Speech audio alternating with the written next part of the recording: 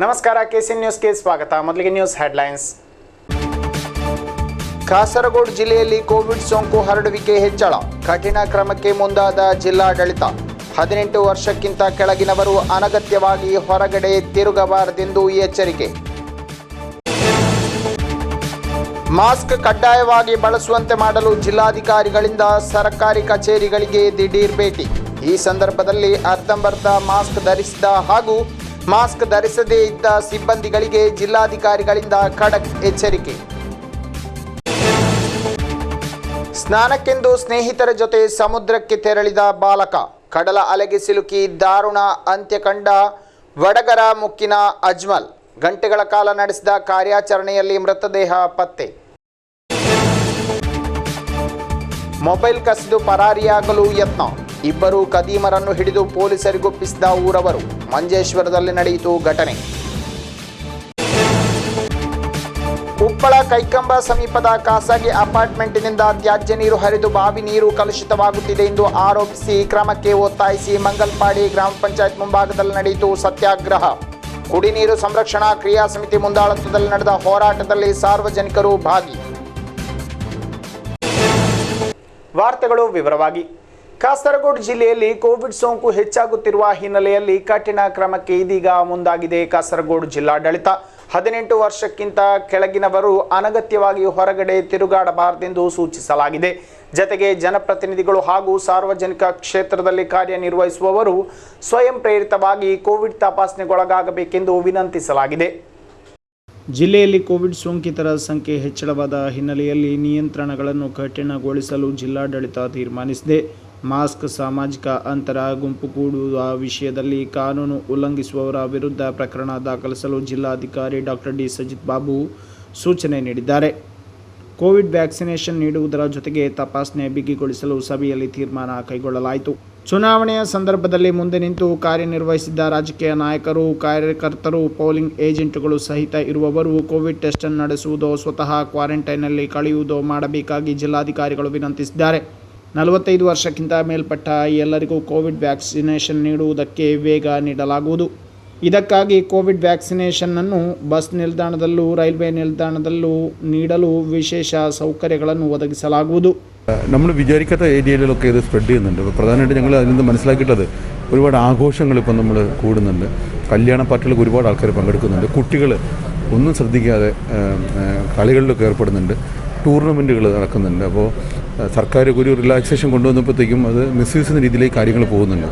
ഈ രീതി പോകണമെങ്കിൽ വലിയ രൂക്ഷമായിട്ടുള്ള പ്രശ്നങ്ങളിലേക്ക് പോകാൻ സാധ്യതയുണ്ട്. ഞങ്ങളിപ്പോൾ കാണുന്നത് 18 വയസ്സിൻ്റെ താഴെയുള്ള കുഞ്ഞുങ്ങൾ നമ്മൾ എന്തായാലും പ്രൊട്ടക്റ്റ് ചെയ്തേ പറ്റുള്ളൂ. അതുകൊണ്ട് തന്നെ പരീക്ഷയ്ക്കല്ലാത്ത ഒരു അത്യാവശ്യനും കുഞ്ഞുങ്ങൾ പുറത്തു പോകാൻ പാടില്ല എന്നുള്ളൊരു സ്റ്റാൻഡാണ് നമ്മളിനിപ്പോൾ എടുക്കാൻ പോകുന്നത്. രണ്ടാമതൊരു വിഷയം, ഈ 45 വയസ്സിന് ശേഷമുള്ള വയസ്സിന് കൂടുതലുള്ള മുഴുവൻ പേരെയും വാക്സിനേറ്റ് ചെയ്യുക എന്നുള്ളൊരു സ്ട്രാറ്റജി നമ്മൾ എടുത്തിട്ടുണ്ട്. പലപ്പോഴും സർക്കാർ ഫ്രീ ആയിട്ടാണ് ഇതൊക്കെ ചെയ്യുന്നത് തന്നെ. അപ്പോൾ ഇങ്ങനെ ചെയ്യുന്നതിൻ്റെ അവസരം വിനിയോഗിച്ചുകൊണ്ട് മുഴുവൻ പേരെയും വാക്സിനേറ്റ് ചെയ്യുക എന്നുള്ളതാണ് ഞങ്ങളുടെ ഉദ്ദേശം. ഇതിൻ്റെ ഭാഗമായിട്ട് ഞങ്ങളുടെ റെയിൽവേ സ്റ്റേഷനുകളിലും അതുപോലെ തന്നെ ബസ് സ്റ്റാൻഡുകളിലും എപ്പോഴും നമ്മൾ വിട്ടുപോകുന്നൊരു സമൂഹമുണ്ട്. അവരെ ടാർഗറ്റ് ചെയ്യുക എന്നുള്ളതാണ് ഞങ്ങളുടെ ഉദ്ദേശം. അങ്ങനെയുള്ള സെൻറ്ററുകൾ ഞങ്ങൾ ആരംഭിക്കാൻ പോവുകയാണ്. ജില്ലയിൽ 2000-ഓളം ടെസ്റ്റുകൾ ഒരു ദിവസം ചെയ്യുന്നുള്ള സംവിധാനം ഒരുക്കിയിട്ടുണ്ട്. അപ്പോൾ അതും ഒന്ന് റിവൈവ് ചെയ്തെടുത്ത് കൊണ്ടുവരേണ്ടതുണ്ട്.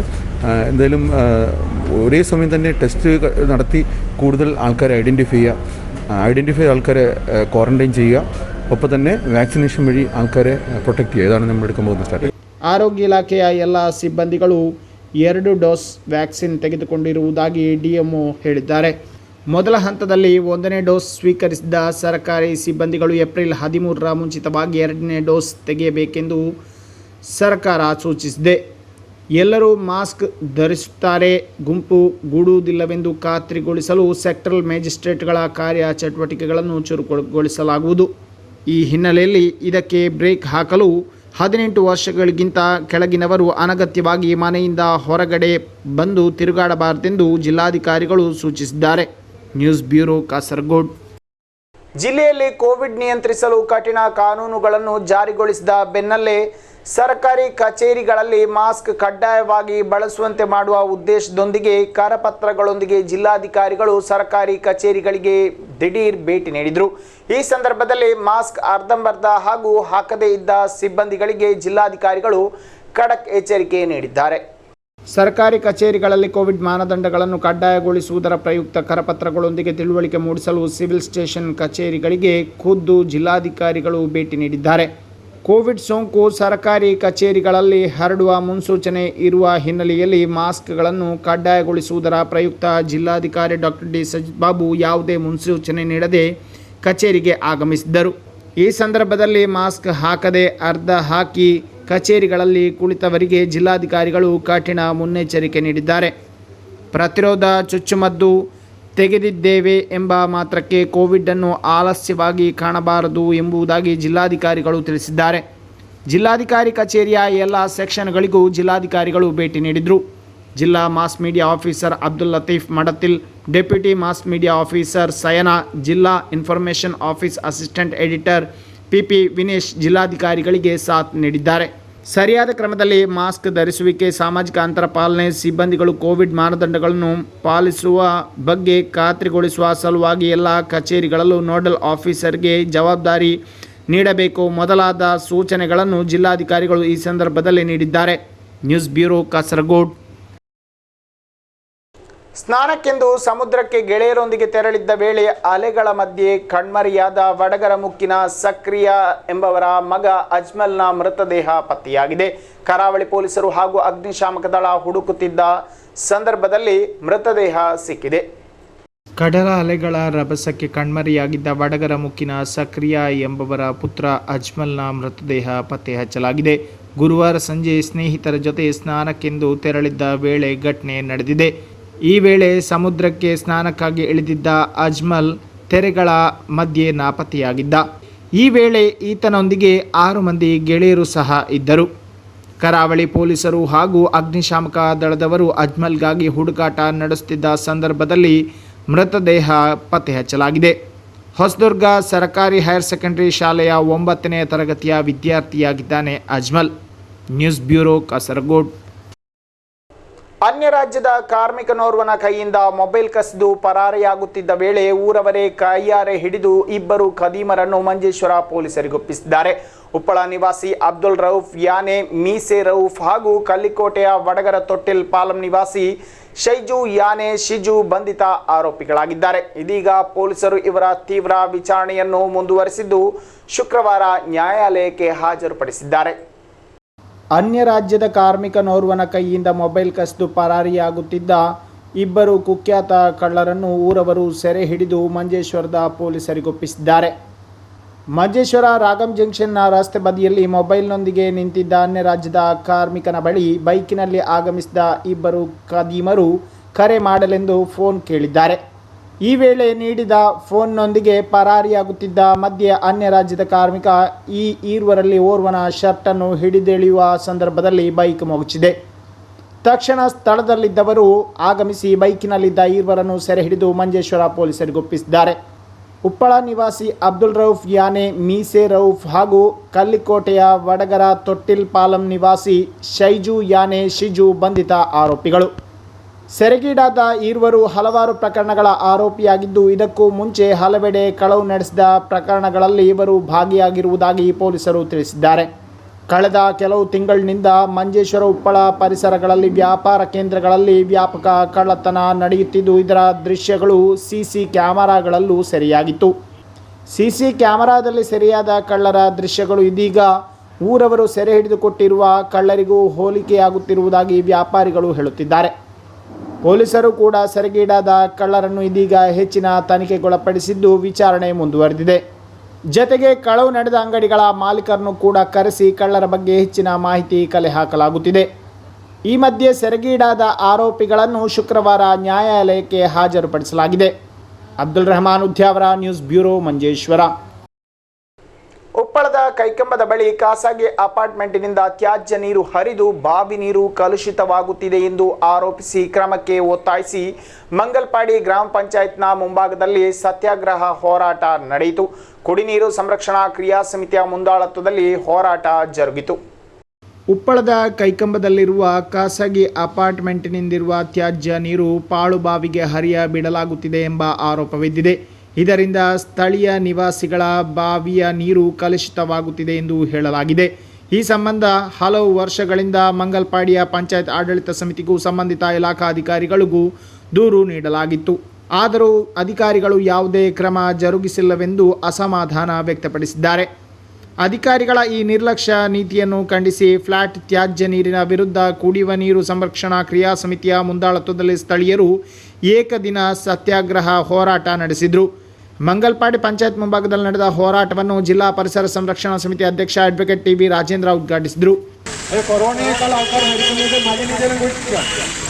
ആ മലിനജലത്തിന് രോഗം വന്നിട്ടാണ്. അതാണ് മഞ്ഞപ്പിത്തമൊക്കെ, ടൈഫോയിഡ്, എലിപ്പനി അങ്ങനെയൊക്കെയുള്ള രോഗങ്ങൾ. അതിലൊക്കെ അത് ഈ പഞ്ചായത്തിന്റെ തൊട്ട് തന്നെ എന്താ PHC ഒക്കെ പ്രൈമറി ഹെൽത്ത് സെന്റർ, അതിന് ഇവിടെ ഹെൽത്ത് ഇൻസ്പെക്ടർ വിഭാഗമുണ്ട്, ആരോഗ്യ വിഭാഗമുണ്ട്. ഈ ഹെൽത്ത് ഇൻസ്പെക്ടർമാർക്കൊക്കെ പണി എന്താണ്? ഈ മലിനജലം ഒഴുക്കുന്ന ആൾക്കാരെ അത് തടയലും അവർക്കത് നടപടിയെടുക്കുന്നതിന് വേണ്ടിയാണ് നമ്മൾ ശമ്പളം കൊടുക്കുന്നത്. ಎಂಆರ್ ಶೆಟ್ಟಿ ಅಧ್ಯಕ್ಷತೆ ವಹಿಸಿದ್ದರು. Mohammed Kaikamba, Yusuf master Kubanur, Mohammed Anebagilu, CM Moidu, Abu Tamam, Hameed Cosmos, BM Monu, Abdul Rehman Haji Kaikamba, Ashaf Moosa, Shamsu Kubanur, Bava Moideen, Praveen Crasta ಮೊದಲಾದವರು ಮಾತನಾಡಿದರು. ಸಿದ್ದಿಕ್ ಕೈಕಂಬ ಸ್ವಾಗತ ಕಾರ್ಯನಿರ್ವಹಿಸಿದರೆ ಹರೀಶ್ ಕುಮಾರ್ ಧನ್ಯವಾದ ಅರ್ಪಿಸಿದರು. Abdul Rehman Udyavar, news bureau, Manjeshwar.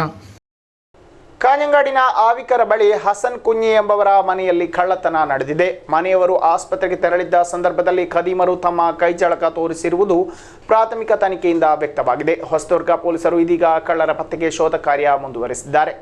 ಕಳೆದ ದಿನ ರಾತ್ರಿ ಆವಿಕರ ಗಾರ್ಡನ್ ಹಿತ್ತಿಲ್ನ ಟಿಎಂ ಹಸನ್ ಕುಂಞಿ ಮನೆಯಲ್ಲಿ ಕಳ್ಳತನ ನಡೆದಿದೆ. ಹಸನ್ ಕುಂಞಿ ಹಾಗೂ ಮನೆಯವರು ತಾಯಿಯ ಟ್ರೀಟ್ಮೆಂಟ್ಗಾಗಿ ಬುಧವಾರ ಅಪರಾಹ್ನ ಮಂಗಳೂರಿನ ಆಸ್ಪತ್ರೆಗೆ ತೆರಳಿದ್ದರು. ಮರಳಿ ಮನೆಗೆ ತಲುಪಿದ್ದಾಗ ಮನೆಯ ಬಾಗಿಲು ಮುರಿದ ಸ್ಥಿತಿಯಲ್ಲಿ ಪತ್ತೆಯಾಗಿದೆ. 2 ಮಹಡಿಗಳುಳ್ಳ ಮನೆಯ ಮೇಲ್ಭಾಗದ ಜಲ ಶೇಖರಣೆಯ ಜತೆಗಿದ್ದ ಬಾಗಿಲಿನ ಮೂಲಕ ಕಳ್ಳರು ಒಳನುಗ್ಗಿದ್ದೆಂಬುದಾಗಿ പ്രാഥമിക തനിഖೆಯಿಂದ വ്യക്തವಾಗಿದೆ. 2 മണിക്ക് ഞങ്ങൾ ഇവിടുന്ന് മംഗലാപുരത്തേക്ക് പോയത്. 8:30 മണിക്ക് മംഗലാപുരത്ത് ഞങ്ങൾ തിരിച്ചു വന്നു. വന്നിട്ട് വണ്ടി ഞാൻ പാർക്ക് ചെയ്ത് ഭാര്യ വന്നിട്ട് ഡോറ് തുറന്നപ്പോൾ ഇതെല്ലാം പൊളിച്ചിട്ട് കണ്ടു. അതിന് ശേഷം പോലീസിൽ പോയിട്ട് വിവരം അറിയിച്ചു. ಮನೆಯ ಬೆಡ್ರೂಮ್ನೊಳಗಿದ್ದ 27,000 ರೂಪಾಯಿ ನಗದು ಹಾಗೂ 14.25 ಪವನ್ ತೂಕದ ಚಿನ್ನಾಭರಣ ಕಳವುಗೀಡಾಗಿದೆ ಎಂದು ದೂರಿನಲ್ಲಿ ತಿಳಿಸಲಾಗಿದೆ. ಇವುಗಳ ಜೊತೆಗಿದ್ದ ಚಿನ್ನದ ಬಳೆಯೊಂದು ಕೆಳಗೆ ಬಿದ್ದ ಸ್ಥಿತಿಯಲ್ಲಿತ್ತು ಎಂಬುದಾಗಿ ಮನೆಯವರು ತಿಳಿಸಿದ್ದಾರೆ. ಹೊಸದುರ್ಗ ಪೊಲೀಸರು ದೂರು ದಾಖಲಿಸಿದ್ದು ತನಿಖೆ ಕೈಗೊಂಡಿದ್ದಾರೆ. News bureau, Kasaragod. ಕೇಂದ್ರ ಸರ್ಕಾರ ಜಾರಿಗೆ ತರುವ ವೆಹಿಕಲ್ ಸ್ಕ್ರ್ಯಾಪ್ ಪಾಲಿಸಿ ಸ್ವಾಗತಿಸಿ ಕೋವಲ್ಪಳ್ಳಿಯ ಶ್ರೀಜಿತ್ ತನ್ನ 15 ವರ್ಷದಷ್ಟು ಹಳೆಯದಾದ ತ್ರಿಚಕ್ರ ವಾಹನವನ್ನು ವಿಲೇವಾರಿ ಮಾಡಲು ತೀರ್ಮಾನ ಕೈಗೊಂಡಿದ್ದಾರೆ. ಈ ವಾಹನದ ಸ್ಪೇರ್ ಪಾರ್ಟ್ಸ್ ಸಿಗಲು ಕಷ್ಟವಾಗುತ್ತಿದ್ದು, ವಿಮೆ ಸಿಗಲಿರುವ ವಿಳಂಬ ಮೊದಲಾದ ಕಾರಣಗಳಿಂದ ಶ್ರೀಜಿತ್ ಈ ನಿರ್ಧಾರಕ್ಕೆ ಬಂದಿದ್ದಾರೆ. ಇದರ ಕುರಿತು ಒಂದು ವರದಿ. ಕೇಂದ್ರ ಸರ್ಕಾರ ಜಾರಿಗೆ ತರುವ ವೆಹಿಕಲ್ ಸ್ಕ್ರ್ಯಾಪ್ ಪಾಲಿಸಿಯನ್ನು ಸ್ವಾಗತಿಸಿ ಕೋವಲ್ಪಳ್ಳಿಯ ಶ್ರೀಜಿತ್ ತನ್ನ 3 ವೀಲ್ ಮಿನಿ ಡೋರನ್ನು ಮುರಿಯುವ ತೀರ್ಮಾನಕ್ಕೆ ಬಂದಿದ್ದಾರೆ. 2006ರಲ್ಲಿ ಶ್ರೀಜಿತ್ ಇದನ್ನು ಖರೀದಿಸಿದ್ದರು. ಅವತ್ತಿನಿಂದ ಕೆಲಸದ ಅಗತ್ಯಗಳಿಗಾಗಿ ಈ ವೆಹಿಕಲ್ ಅನ್ನು ಅವಲಂಬಿಸುತ್ತಿದ್ದಾರೆ. ಜೊತೆಗೆ ಟ್ಯಾಕ್ಸಿಯನ್ನು ಸಹ ಇವರು ಓಡಿಸುತ್ತಿದ್ದಾರೆ. ಆದರೆ ಪ್ರಸ್ತುತ 3 ವೀಲ್ ಡೋರ್ಗಳ ಸ್ಪೇರ್ ಪಾರ್ಟ್ಸ್ಗಳು ಸಿಗಲು ಕೊರತೆ ಎದುರಾಗುತ್ತಿದ್ದು, ಹೊಗೆ ಪರಿಶೀಲನೆ, ವಿಮೆ ಸಿಗಲಿರುವ ವಿಳಂಬ ಇತ್ಯಾದಿ ಕಾರಣಗಳಿಂದಾಗಿ ಶ್ರೀಜಿತ್ ಸಮಸ್ಯೆ ಎದುರಿಸುತ್ತಿದ್ದರು. ಕೇಂದ್ರ ಸರ್ಕಾರವು ಮುಂದಿಟ್ಟಿದ್ದ ಬಜೆಟ್ ಮೂಲಕ ಜಾರಿಗೊಳಿಸಿರುವ ವೆಹಿಕಲ್ ಸ್ಕ್ರ್ಯಾಪ್ ಪಾಲಿಸಿಯ ಮೂಲಕ ತನ್ನ ವಾಹನವನ್ನು ಮುರಿಸಲು ಮುಂದಾಗಿದ್ದಾರೆ ಇದೀಗ ಶ್ರೀಜಿತ್. ഈ വണ്ടി 2006 മേടിച്ചത്. 15 കൊല്ലം ഈ വണ്ടി തന്നെ ഓടിക്കുന്നുണ്ട്. പാർട്സെല്ലാം കിട്ടാൻ കുറച്ച് ബുദ്ധിമുട്ടുണ്ട്. എന്നാൽ ഈ വണ്ടി ഇപ്പോഴത്തെ എല്ലാ വണ്ടിനെക്കാട്ടും നല്ല ഇതിൽ പോകുന്നതാണ്. അപ്പോൾ ഇപ്പം ഇതിനെ കണ്ടം ചെയ്യാൻ വേണ്ടിയിട്ട് 15 കൊല്ലമായിട്ട് ആ നിയമം വന്നില്ലേ. അപ്പോൾ പിന്നെ എന്നെ അധികം കൊണ്ടുപോകുന്നില്ല തീരുമാനിച്ചു. 15 കൊല്ലമായതുകൊണ്ട് പുതിയൊരു വണ്ടി എടുക്കാൻ കണ്ടം ചെയ്യാൻ വേണ്ടി ചെയ്ത് കൊടുക്കാൻ. ತೀವ್ರ ಸಂಕಷ್ಟ ಎದುರಿಸುತ್ತಿರುವ ಆಟೋಮೊಬೈಲ್ ಕ್ಷೇತ್ರಕ್ಕೆ ಬೆಂಬಲ ನೀಡುವ ಗುರಿಯೊಂದಿಗೆ ಕೇಂದ್ರ ಸರ್ಕಾರ ಈ ಕಾರ್ಡ್ ಯೋಜನೆಯನ್ನು ಜಾರಿಗೆ ತಂದಿದೆ. ಹಳೆಯ ವಾಹನಗಳನ್ನು ನಾಶಗೊಳಿಸುವ ಸನ್ನಿವೇಶ ಬಂದಾಗ ಹೊಸ ವಾಹನಗಳ ಖರೀದಿ ಅಗತ್ಯ. ಈ ವೇಳೆ ಹೊಸ ವಾಹನಗಳಿಗೆ ಬೇಡಿಕೆ ಉಂಟಾಗಲಿದೆ. ಮಾತ್ರವಲ್ಲದೆ ಹಳೆಯ ವಾಹನಗಳು ಪರಿಸರ ಮಾಲಿನ್ಯವನ್ನು ಉಂಟು ಮಾಡುತ್ತಿದ್ದು, ಹೊಸ ವಾಹನ ಖರೀದಿದಾರರಲ್ಲಿ ಸ್ವಲ್ಪ ಮಂದಿಯಾದರೂ ಎಲೆಕ್ಟ್ರಿಕ್ ವಾಹನಗಳನ್ನು ಖರೀದಿಸಬಹುದೆಂಬ ಲೆಕ್ಕಾಚಾರವಾಗಿದೆ ಸರ್ಕಾರದ್ದು. News bureau, Kasaragod.